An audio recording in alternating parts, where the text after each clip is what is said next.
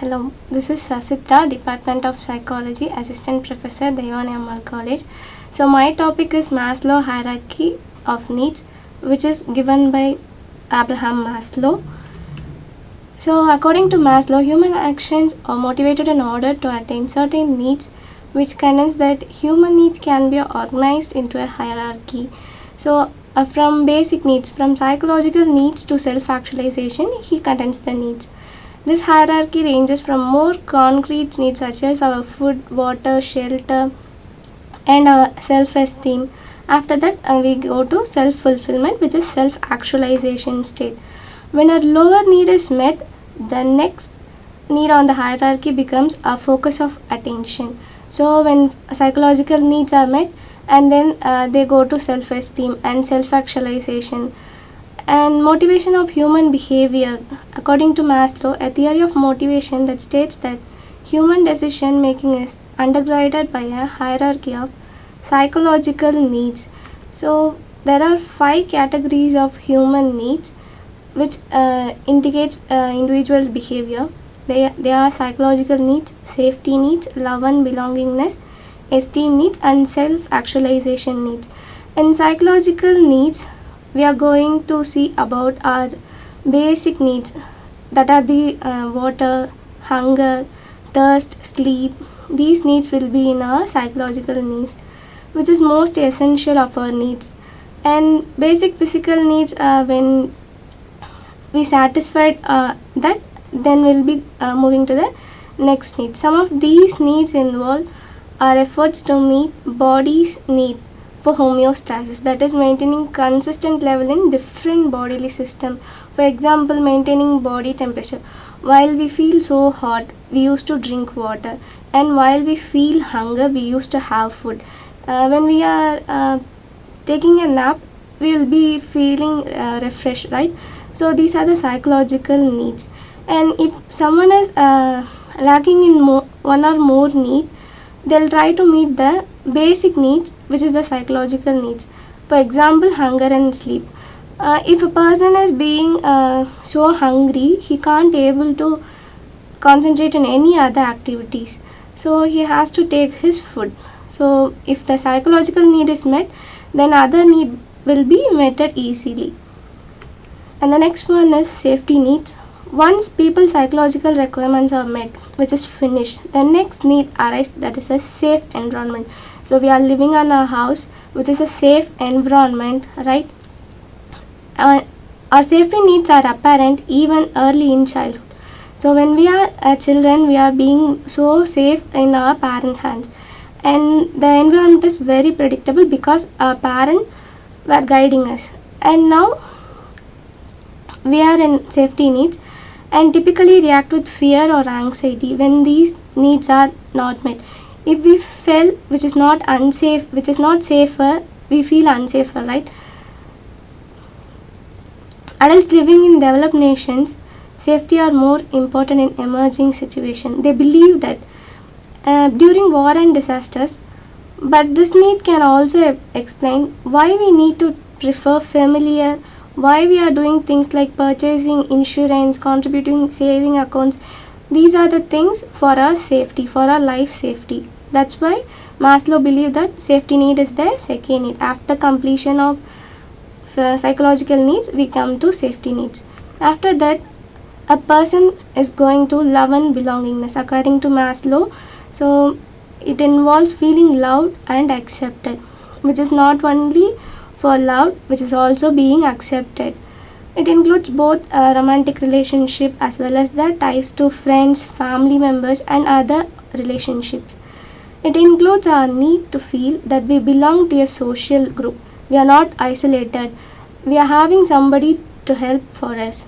We are having someone to support us. So this is the thing that Maslow is telling here.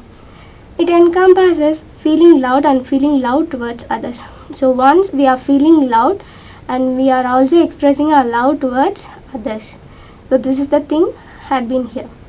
Having social connection is related to better physical health.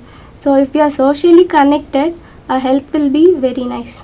If we are isolated, when our belonging needs are unmet, we have negative consequences such as affected in our health, and will be facing well-being problems like will be stressed, isolated, and depressed. These are the things happens, right?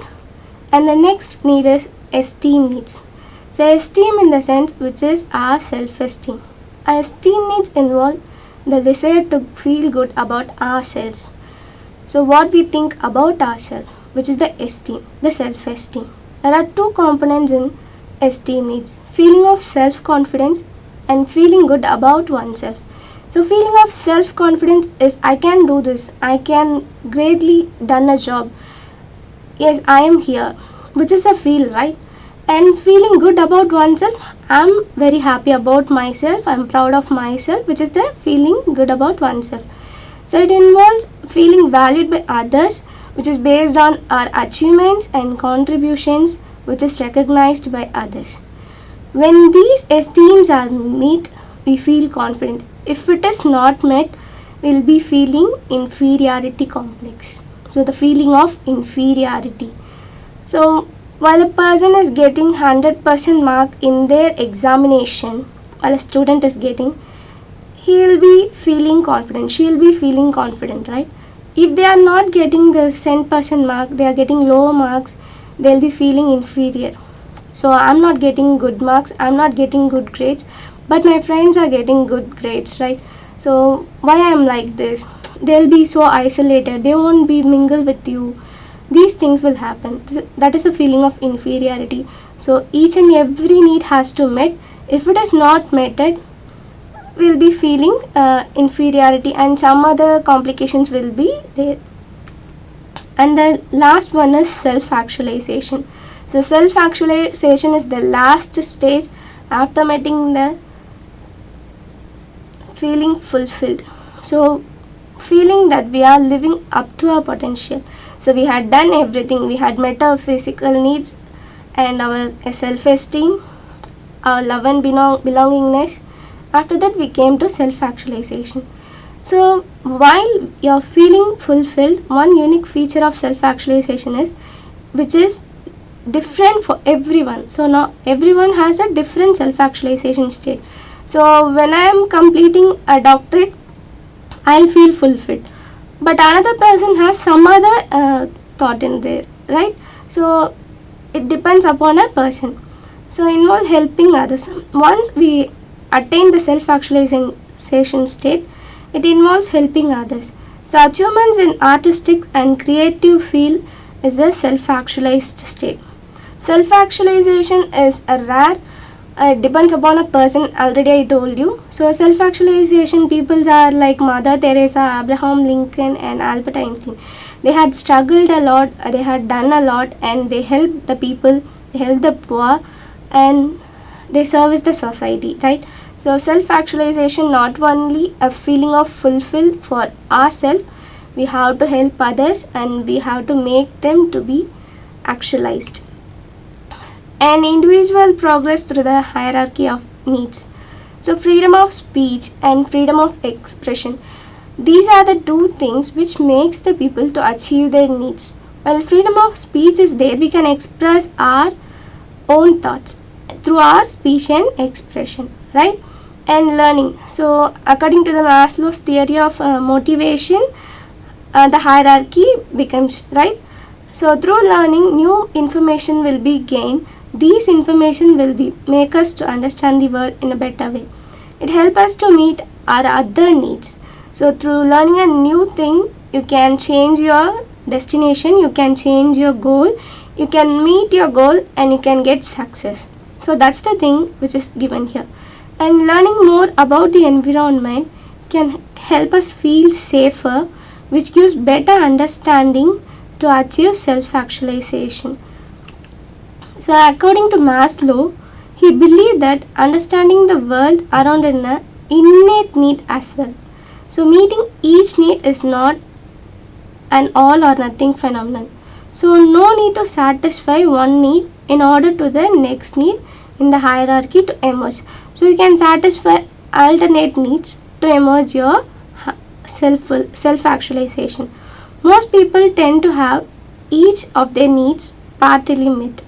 and that needs lower on the hierarchy, or typical the ones people have made the progress towards. According to Maslow theory contributes to the field of education and business. It also contributes to the field of psychology and other fields. There are some criticism in this hierarchy. These needs don't follow a certain hierarchy.